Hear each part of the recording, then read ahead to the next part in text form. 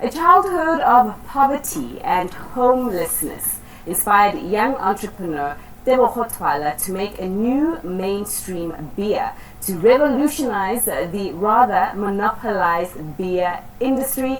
He joins me in studio right now. Teboho, thanks so much for your time. All right, so we've got this can, but this is not the beer that you've made. No. Right. Yeah. This is what? This is a hangover solution, which is what we'll be talking about today. So you're taking advantage of the fact that South Africans like their drink. They Not like only their South alcohol. African, the world likes alcohol. So when you're talking about the world, tell me about the scalability of this hangover. And I see it comes in various flavors. Yes. Yeah. Zero Hangover is actually produced in South Africa. I basically designed formulation about 3 years ago. It took about a year to design the formulation. And it's been now in the market for 2 years. How do you, I know you're an engineer, your background is in, chemicals and putting all sorts of numbers together, but how do you design a formula to cure a hangover? Take me through that process and the numerous tests you must have conducted to finally get this magic solution. This came from, when I used to stay in Nigeria, by the way. I spent 2.5 years there working there. And I worked with expatriates from different parts of the world. And I've seen how people suffer with hangover.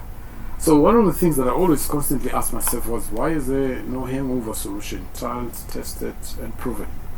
And that's when then I engaged in the process of trying to formulate the formulation. Then I found a nutritionist from Northwest who actually helped me through this process. It took a year to actually come up with a formulation that we thought the market was ready for and that we thought could work.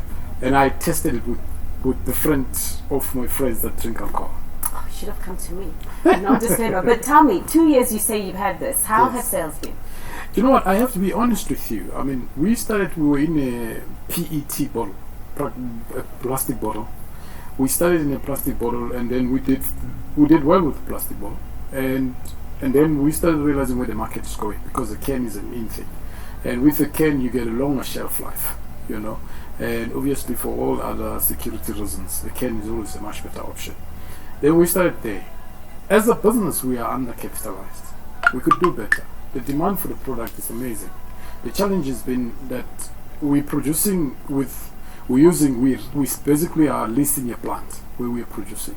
And with all these other big brands that are producing. And the guys where we're producing it have now experienced a situation where the business has grown so much and there's bigger players. So the challenge is always the production side, not the demand side. The sales will always be better, but the challenge is, are we able to meet the demand of the market? At the moment, we're not meeting. The demand is higher than actually the supply.